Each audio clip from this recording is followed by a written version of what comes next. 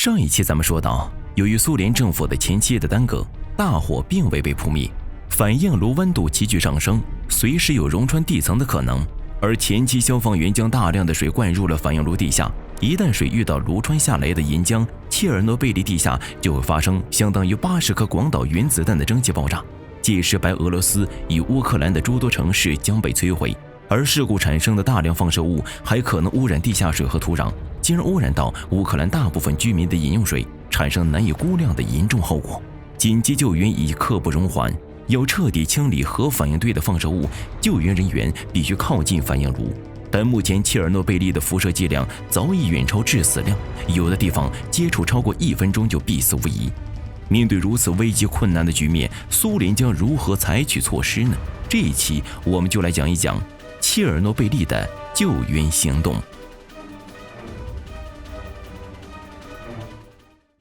要想解决切尔诺贝利的问题，首先必须把4号反应堆的大火扑灭，因为大火如果持续蔓延，将会导致其他几个反应堆的爆炸，那后果不堪设想。而反应炉内链式反应还在继续，热量仍在攀升，想要彻底灭火，只有终止核裂变反应。苏联高层想了一个办法，动用直升机、空投沙袋和中和反应的硼酸。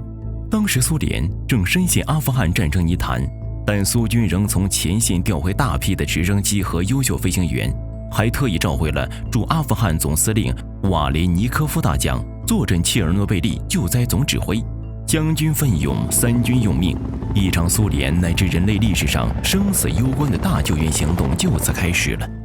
4月28日，苏军士兵驾驶着直升机飞向4号反应堆附近，反应堆口的高温气流使得直升机根本无法靠近，飞行员只好在空中兜圈子，而后在机上的士兵用手空投80公斤的沙袋进入反应堆里。每架直升机完成投放后都迅速飞离了现场，但过量的核辐射依然粘在了直升机的外壳上以及士兵的身上，使他们产生恶心、呕吐等症状。其中一架直升机因为受核辐射影响，机器失灵，直接在半空坠毁，机上人员全部壮烈牺牲。尽管救援如此艰难与残酷，但英勇的苏军士兵毫不退缩，他们依然奋不顾身地冲在最前面，不断地向反应炉内投入沙袋和硼酸。与此同时，为了防止喷溅出来的核残屑随风飘散去污染别墅，直升机还需要出动向核反应堆附近喷射特殊液体，使碎屑凝固在地面上，不会被风吹走。巨大的工作量考验着士兵们，许多飞行员在一次飞行结束后，虽身体不适，但也只是做了些简单的清洗，就再次披挂上阵。有的飞行员一天飞行次数竟高达33次。在苏联军队的顽强努力下，5000吨沙子和硼被投入反应堆内部，终于阻断了链式反应，把大火扑灭了。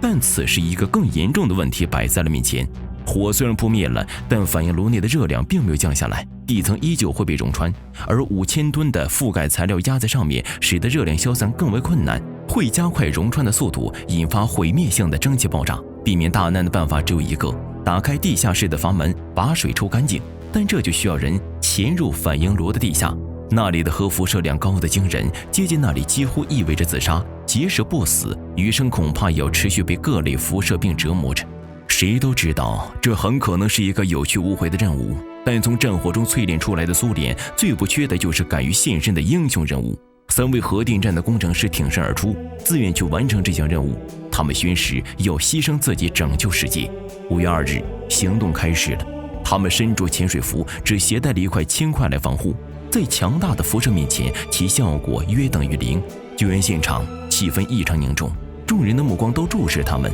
但他们没有犹豫，毅然地下到水中，在地下室中摸索着。由于辐射的上升，过不多久，手电筒已经失灵，他们在黑暗中继续前行，去寻找阀门的位置。凭借着对地下室的熟悉，他们仅用了不到1小时就找到了阀门，成功将水排出。随后他们又顺利地返回地面，并在随后的治疗中康复。数月后，地层果然被溶穿了，但由于他们的这次行动水早已抽干，蒸汽爆炸没有发生。这3位工程师阿纳宁科、巴拉诺夫和别斯帕罗夫拯救了数以万计的生命。然而切尔诺贝利的救援还远未结束，虽然地下室内的水抽干了，但反应炉中的热流依然会溶穿地面，往下穿透到地下水层，对地下水产生污染。而这些水有很大一部分会流入乌克兰的母亲河第聂伯河。如果是这样，整个乌克兰的饮用水可能都会被污染，人民将陷入极度缺水的境地中，必须要想办法防止核辐射污染地下水系统。一方面，苏联又派出直升机向反应堆内空投了2400吨铅，堵住反应炉的裂缝，逐步降低温度，防止烧穿。另一方面，必须给反应堆底部加一个冷却装置，保护地下水层。苏联想了一个办法，在反应堆底部挖一条隧道，灌入大量的液态氮，用超低温冻结反应堆底部土壤，防止被烧穿。这又是一个巨大的工程。1万余名矿工响应国家号召，动身前往事故现场开始挖掘工作。这些矿工年龄只有20多岁，他们清楚这种工作会对他们年轻的身体造成怎样的影响，但他们没有一个人退缩，这是国家需要他们的时刻。随后，又有许多矿工加入了挖掘中，他们拼命的工作，每3小时换班一次，全日无休。终于，他们仅仅用1个月的时间就挖掘了150米长的隧道，这是普通矿区3个月的工作量。随后，苏联政府在这隧道里注入了25吨液氮，将土壤冻结，又填入大量混凝土巩固，彻底消除了反应堆余热溶穿到地下水层的可能性。这些没有被记下名字的矿工们，有不少患上了辐射病，寿命减半。但正是他们的牺牲，换来了乌克兰以及整个东欧的饮水和食品安全，保住了欧洲的生态环境。